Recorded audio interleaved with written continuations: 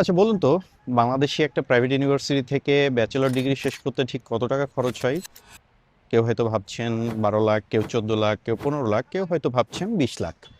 আর ঠিক এই পরিমাণ টাকা খরচ করে আপনি যদি একটা বিদেশি ডিগ্রি পেয়ে যান কেমন হয় বলুন তো? তাও আবার উইদাউট আইএলসে। হ্যাঁ, মালয়েশিয়া ঠিক এই ব্যাপারটাই অফার করছে।